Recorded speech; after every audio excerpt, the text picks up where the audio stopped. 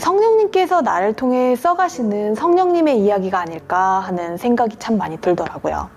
그래서 영성일기를 쓰면서 되게 행복하다는 생각을 참 많이 해요. 안녕하세요. 별이맘의 영성일기 별이맘입니다. 신앙생활을 나누는 이야기를 영성일기라고 이름을 줘봤어요. 제가 그만큼 영성일기를 좋아하기도 하고요. 마침 영성일기를 쓴 지 1년이 됐더라고요. 그래서 오늘은 영성일기에 대해서 나눠보려고 합니다. 영성일기는 하나님께 받은 은혜들을 기록하는, 일기처럼 기록하는 그런 것들을 영성일기라고 하죠. 저도 처음에는 오늘은 하나님께서 어떤 은혜를 주셨다 하고 영성일기를 쓰기 시작했었어요. 그런데 자꾸 제 내면의 소리와 이야기를 해야 하더라고요. 그래서 좀 그게 싫어가지고 이제 성령님께 이야기하는 것도 훈련할 겸 해서 성령님 안녕하세요. 오늘도 너무 좋은 날이에요. 하나님 아버지 사랑합니다. 예수님 사랑합니다. 성령님 사랑합니다. 하면서 영성일기를 쓰기 시작했었어요. 영성일기를 쓰게 된 계기는요. 작년에 저희 목사님이 설교 시간에 한 2달 정도 영성일기의 유익함에 대해서 되게 많이 설교를 했었어요. 처음에는 안 쓰고 버티다가요. 이렇게 마음에 계속 찔림이 있더라고요. 그래서 저는 제가 사모라는 생각을 잘 안 하면서 살거든요. 그냥 되게 행복한 성도로 살고 있는데 그래 어떻게 보면 내가 1호 성도인데 순종해야지 그러면서 이제 성령님께서 주시는 감동도 있고 해서 쓰기 시작을 했었습니다. 이거 영성일기를 쓰는 장소나 시간은요, 혼자 있을 시간이 아침밖에 없더라고요. 그래서 아침 일찍 나가야 되는 날은 한 6시 반 아니면 안 나가도 되는 날은 9시 그 사이에 쓰고요. 저는 그냥 집에서 쓰고 손으로 쓰는 게 가장 좋긴 할 텐데 저는 이제 제가 지속적으로 할 수 있는 방법을 막 이렇게 찾다 보니까 워드로 치는 게 저는 제일 저한테 잘 맞고 지속적으로 할 수 있겠더라고요.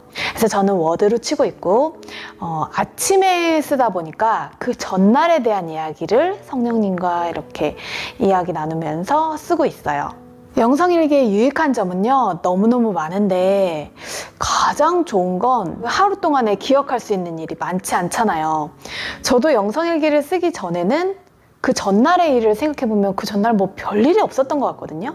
근데 쓰다 보면 와 이렇게 감사한 일이 여러 가지 있었네, 감동받은 일도 이렇게 있었고 좋은 일도 이렇게 있었네, 그런 것들을 알게 돼요. 똑같은 하루하루가 아니라 매일매일이 되게 특별한 하루구나 라는 걸 많이 느끼게 돼요. 그리고 두 번째로는 이제 1년을 쓰고 나니까 알게 되는 건요, 제가 그날 또 걱정한 게 다 다르더라고요. 어떤 날은 건강 때문에, 돈 때문에, 또 아니면 가정 때문에, 아니면 어떤 날은 사회적인 문제 때문에 되게 걱정하고 염려하는 날들이 많았어요. 작년에 이제 1, 2월 정도 그때쯤 보면요, 코로나19 때문에 제가 그렇게 걱정을 하고 무서워했더라고요. 근데 이제 이게 시간이 지나면서 그렇게 무서워할 일이 아니고 걱정할 일이 아니라는 걸 이제 1년을 쓰고 보니까 좀 믿음을 선택하는 훈련을 조금 더 빨리빨리 할 수 있게 되는 것 같아요. 요새 많이 느끼는 거예요.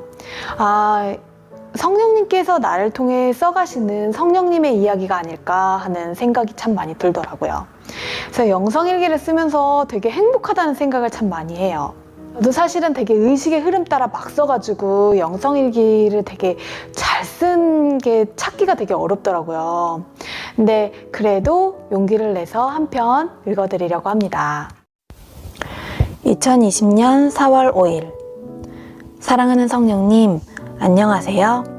감사한 식목일이자 주일입니다. 하나님 아버지 사랑합니다.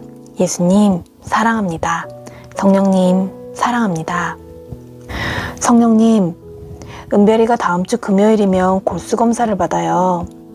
마지막인데도 그 끔찍한 걸 봐야 한다니 벌써부터 눈물도 막 나려고 하고 마음이 좋지 않습니다.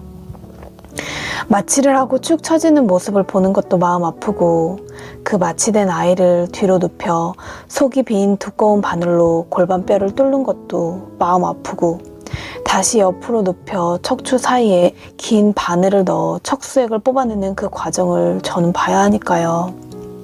그나마 아이가 마취를 해서 아파하는 모습은 보지 않아도 되지만 다 하고 나서 깰 때에도 마음을 졸입니다. 은별이가 처음 골수 검사를 할 때 울부짖었던 그 기억들이 남아있어서 너무 마음이 아프고 그래요.